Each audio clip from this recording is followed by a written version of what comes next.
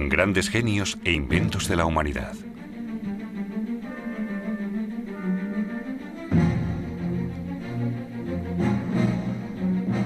El átomo, John Dalton y Niels Bohr.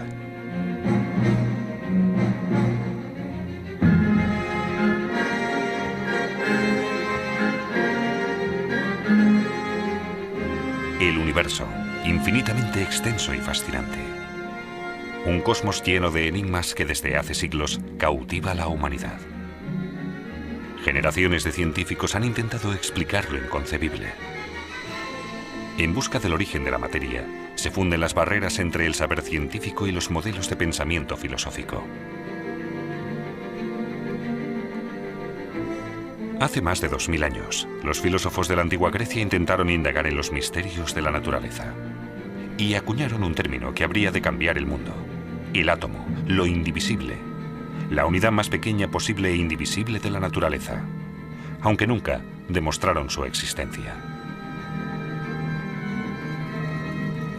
2000 años después, la observación meticulosa de la naturaleza descubrió la existencia de regularidades. Los fenómenos naturales podían explicarse, describirse y en ocasiones preverse. Aún se dio un paso más. Se idearon experimentos. La naturaleza se resumió en cifras. El método científico había nacido.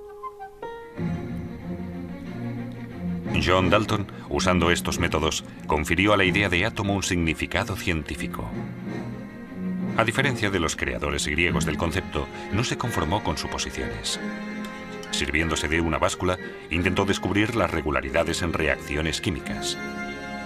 Dalton definió los elementos químicos como materias que poseen un valor atómico propio, de átomos igual de grandes e igual de pesados.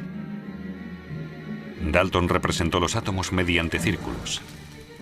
Los átomos no cambian cuando se produce una reacción química, solo se reordenan. Cómo están unidos unos átomos con otros, Dalton solo podía especular, porque nunca pudo verlos. A partir del espesor de una película de aceite, se determinó ya entonces el tamaño de un átomo. Su tamaño era inferior a 1/1000ª de un centímetro, microscópico, por tanto. El siglo XIX simboliza una época de progreso técnico y científico. El hombre comprendió que podía beneficiarse de los conocimientos que había adquirido sobre la naturaleza. Se apoderó de los tesoros de la tierra y alumbró la oscuridad.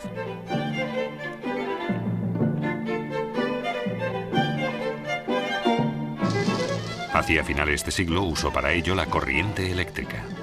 El progreso ya no podía detenerse. Pero en el siglo XIX aún quedaba por demostrar la existencia de los átomos. Por eso, algunos científicos dudaban que existiera de verdad. Y aquellos que creían en el átomo tuvieron que conformarse con las deficiencias de una teoría atómica basada en bolas de masa dura.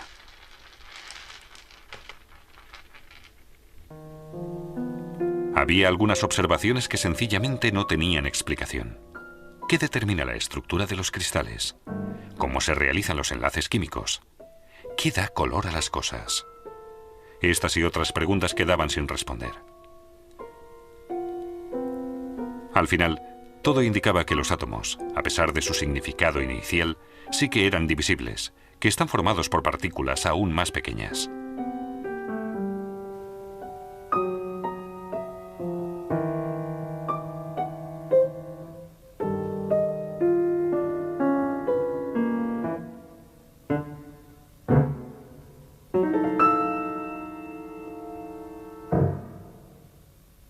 En 1897, Joseph Thomson descubrió el electrón, una partícula aún más pequeña y ligera que el átomo más pequeño. En 1904, Thomson desarrolló un modelo atómico que establecía el electrón como un elemento constitutivo fundamental. Según este modelo, los electrones cargados negativamente están rodeados de una masa de materia cargada positivamente, similar a las pasas en la masa de un pastel.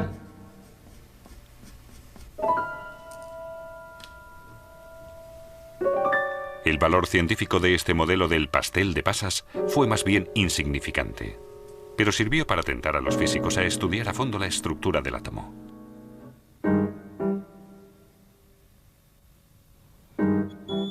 efecto, Joseph Thomson atrajo a muchos jóvenes científicos interesados en trabajar en su laboratorio de Cambridge.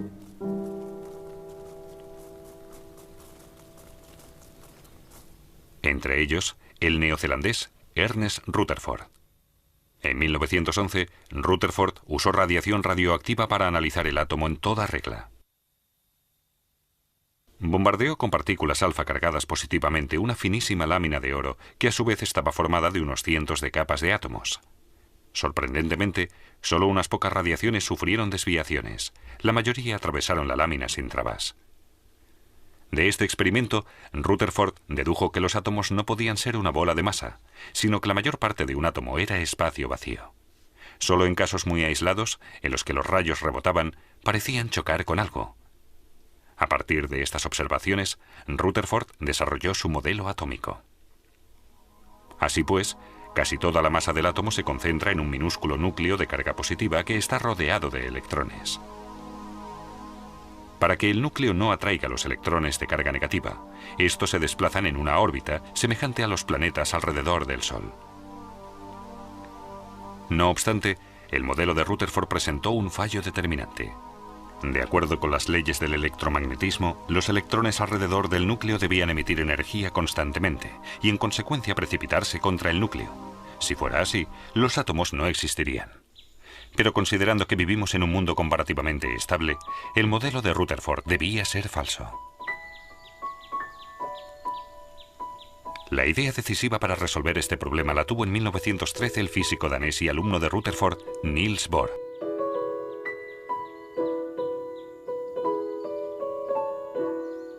Un modelo acertado no solamente debía ser capaz de explicar la evidente estabilidad de los átomos, también debía poder describir cómo emitían luz los átomos.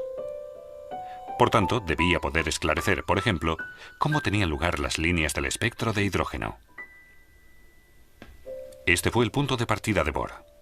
Clasificó las órbitas de electrones según su energía. Un radio mayor significaba más energía, uno más pequeño, menos energía. Cuando un electrón cae de una órbita exterior a una interior, pierde energía que desprende en forma fotón. Como luz de una energía específica, lo que se plasma como una línea clara en el espectro.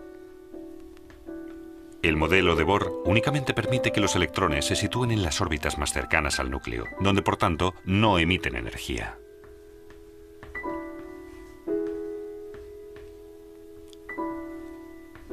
Que Bohr no pudiera fundamentar mejor estas hipótesis más o menos arbitrarias le provocó una gran desazón. Solo podía defender su modelo atómico en la medida en que coincidía con las observaciones de los físicos y pudo explicar al menos el más sencillo de todos los átomos, el átomo de hidrógeno.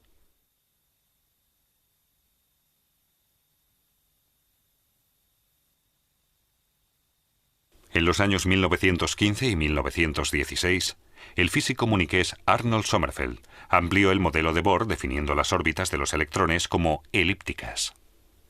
El conocimiento adquirido sobre la estructura del átomo permitió entender la base física de los sistemas periódicos en los elementos químicos.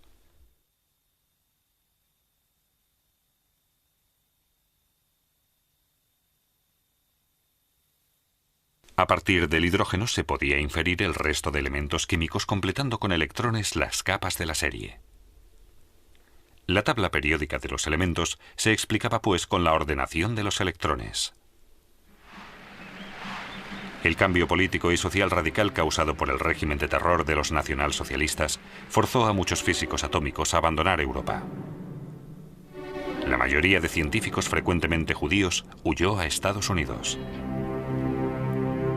En el curso de la Segunda Guerra Mundial, la física nuclear comenzó a perder su inocencia. Fue Niels Bohr, defensor de las fuerzas angloamericanas, quien tomó la delantera a los alemanes en la construcción de la bomba nuclear. Del átomo pasaron a ser físicos nucleares. En una operación hercúlea, 180.000 hombres trabajaron en la construcción de la bomba atómica americana. Engendraron el arma más terrible de todos los tiempos. En 1954, cerca de Ginebra, se fundó la CERN, la Organización Europea para la Investigación Nuclear. En ella se reúnen 13 naciones para estudiar conjuntamente los misterios de la materia. Es asombroso. Cuanto más pequeña es la materia estudiada, más caros y colosales son los experimentos. Mientras tanto, se había identificado que el núcleo del átomo también está compuesto de partículas diminutas, de protones y neutrones. Ahora, todos los esfuerzos se concentraban en buscar partículas aún más pequeñas, los últimos elementos constitutivos de la materia.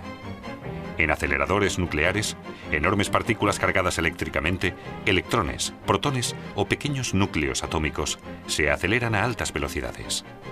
A veces alcanzan casi la velocidad de la luz. Imanes gigantes mantienen las partículas en su órbita. Unas instalaciones especiales enfardan las radiaciones emitidas.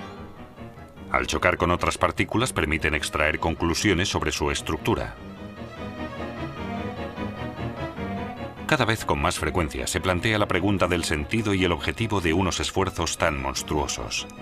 Calmar la curiosidad del ser humano, el afán por descifrar hasta el último misterio de la naturaleza es un motivo, pero no el único. Por supuesto, también los usos prácticos nos empujan a realizar este tipo de investigaciones básicas. La superconductividad, el fenómeno de transmisión de energía eléctrica sin resistencia, tiene una aplicación médica. Imanes superconductores se usan en la resonancia magnética nuclear.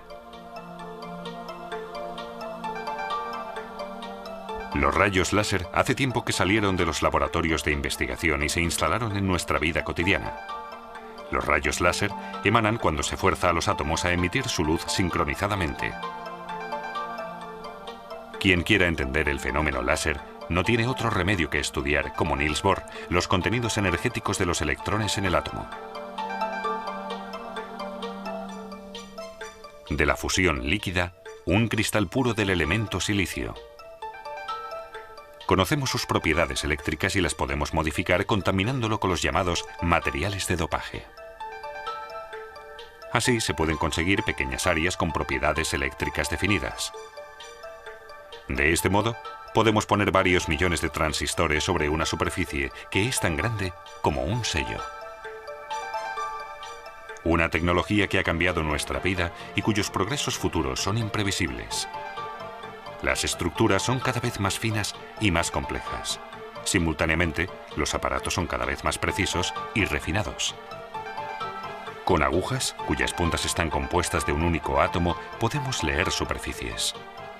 Con el microscopio reticulado podemos ser espectadores de la formación de cristales.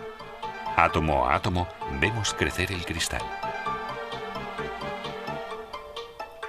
Con el mismo método incluso podemos ver los átomos.